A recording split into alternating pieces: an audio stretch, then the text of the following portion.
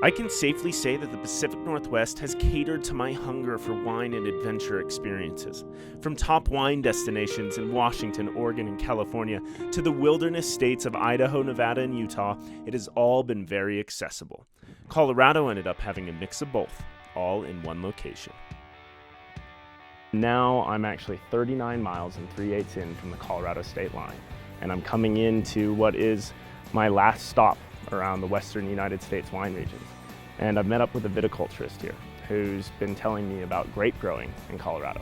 And I know that most of the rest of the international wine industry would question how they actually grow grapes here in such a cold area. I think the earliest grapes in Colorado went in the early 70s. And then I worked for a place in 2000 to 2005 who had grapes, and that kind of inspired me to start growing grapes. What are the cold hardy varieties that you're choosing to plant out here? Like, well, what other things are you doing trying to make sure you can get good premium fruit from Colorado that people could consume wherever? Right. Well, the biggest thing is site selection. Yeah. This is a really good spot. We want sandy, well-drained soil. You want good at cold air drainage. The most cold hardy of the vinifera would be Riesling. It was probably the most rewarding viticultural experience I had because I got to learn the most and I got to see people that, face the most struggles out of everyone and were still able to make some good fruit. I was looking for myself in Barcelona.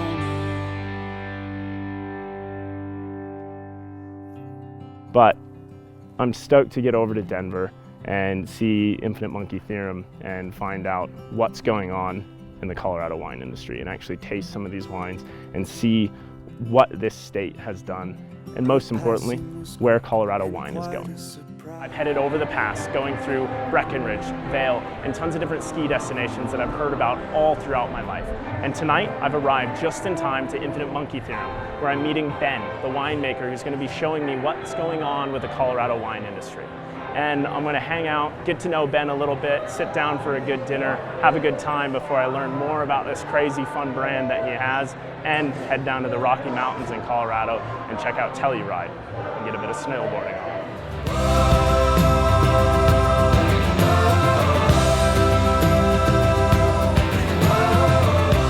So rocking into Denver last night just after sunset and getting to come downtown and check out Infinite Monkey Theorem, where the guys were hosting a huge fundraiser with a few hundred people, was a really good start to my journey here in Colorado.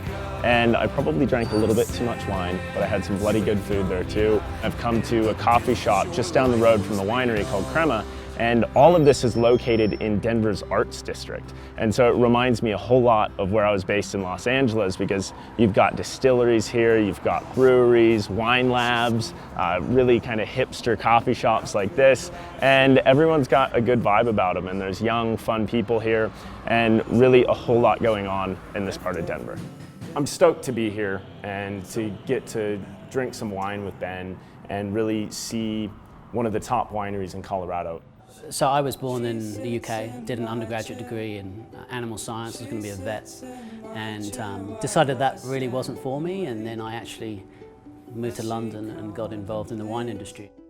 In 2001 I saw a job advertised for a winemaker in Palisade, Colorado, and I had no idea there were wineries in Colorado. And I moved from London to Grand Junction when I was 25, which was a bit of a culture shock. Unfortunately in 2007 my father died of colon cancer, and that was like a really big turning point in my life where I really wanted to do something significant, and so I wrote a business plan to start an urban winery in downtown Denver in 2008. The whole idea behind the Infinite Monkey Theorem was to take an industry that was a little bit boring and a little bit pretentious and kind of turn it on its head. The concept was an urban winery. I don't know any urban wineries that embrace the fact that they're in a city. Really trying to appeal to a younger kind of demographic, one that has at large been ignored by the wine industry. We do, the very traditional bottle. We do the wine in a keg, and that has obviously been taken from like the beer industry. The can wine is a little bit different. We do 3 wines in a can, and we do a red, a white, and a Moscato. Ben's doing it in his own way, bringing wine to the world in a way that he's passionate about, as well as a way that Aaron's passionate about, and they're working together to change everyone's viewpoint on wine. I wanted to be a part of it as well, not just from an employee standpoint, but from an equity side as well, having it, what I'm known for. So here at the Wine Lab, the public can come down 6 nights a week, and even during the day, Saturday and Sunday. We will give like an Erlenmeyer flask, say you have 500 mils of Petit Verdot, 500 mils of Cabernet Sauvignon, 500 mils of Malbec. So say a group of 4 gets 1.5 litres and a measuring cylinder, and it's like make your own wine, you know, and then we can replicate that blend when we put it into a growler. So this is 40 Petit Verdot, 40 Petit Syrah, and 20 Cab Franc.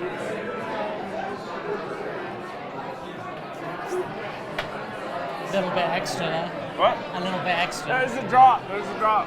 That's okay. I gotta do yoga soon. I need to be fit for practice.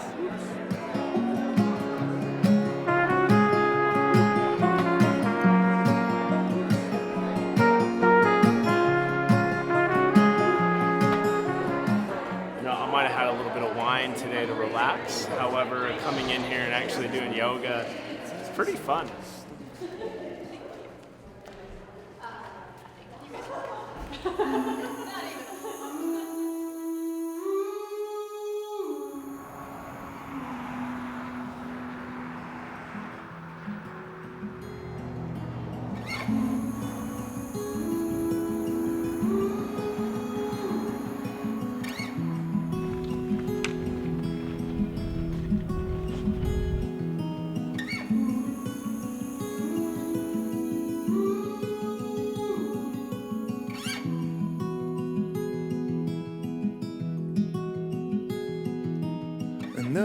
So I just got up this morning at about 7 a.m. and went down into Telluride and had to ensure that I could get the split board set up from LibTech and Karakoram, the binding maker we were with in Washington.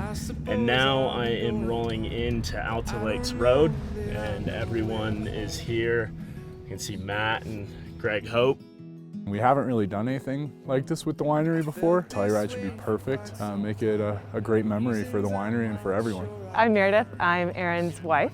I met Aaron because of wine. A mutual friend had put us together because of our interest in wine. We're about to take a set of snowmobiles up Alta Lakes Road to Alta Lakes Observatory, and from there we're going to skin up. This is an area that I've never been in my life. I mean, the jagged mountain peaks of Telluride, and then to come up to the top of this place and rock up on the Alta Lakes Observatory that Matt has here, it's insane. And so we're just about getting ready to get the skins up, get the beacons on as we're going into the backcountry with Greg Hope, a local pro skier from Telluride. I'm born and raised in Telluride, Colorado, so I know the area pretty well, and I'm going to be showing a lot of the guys from WINERAM and their friends the ropes and taking them up to the ridge and hopefully show them a good time. Gonna try my second go at splitboarding, and hopefully I can get a few more carves in, a few more turns, and enjoy a bit of Colorado.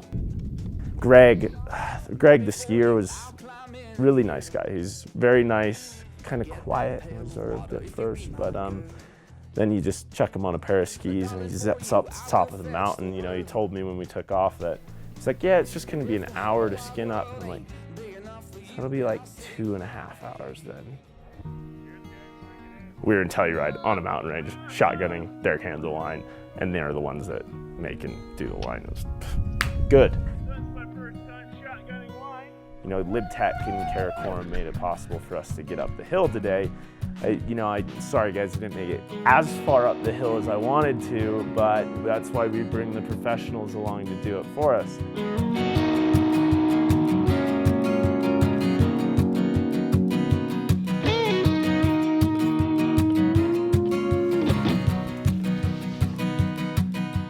It was just the perfect Colorado moment. That's why it feels so good to be out here in nature. You know where you belong, you know where you stop, where you start, and that's it. You just fall into place.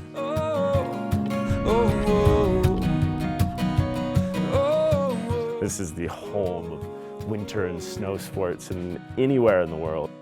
Skins and split boards and being able to split board up there, but also, taking laps on snowmobiles and doing boot packs right underneath the biggest rock peaks I've ever seen in my life. Why wouldn't I choose Telluride? I thought we had an adventure today. I mean, it was definitely hard to skin at some spots, but we got the turns I think, you know, everyone wanted to get at the end of the day. I'm really excited to continue splitboarding, and it's something that I never thought I would discover, but I have with this show going around the United States. I mean, the whole concept of WINERAM and how you're approaching these wineries, taking it away from what you would normally see or what would be more of a traditional style. This is really cool and really young and really hip. It melds perfectly with our brand. In the past, I've been told that wine regions slow down in the winter. This trip has proven the opposite. These regions are alive and bustling. People are pruning, blending, topping wines in the cellar, and winemakers are no longer busy at vintage, and now they're tasting wines and socializing more with us wine drinkers. It does get freezing outside, but this is the perfect time to snowmobile, splitboard, or simply sit down next to the fire and enjoy a big glass of red. I can't tell you where I'm off to next. There's an entire world out there of unique cultures, landscapes, wines, and adventures to be had. The only thing that I can tell you is that it's my goal to experience them all.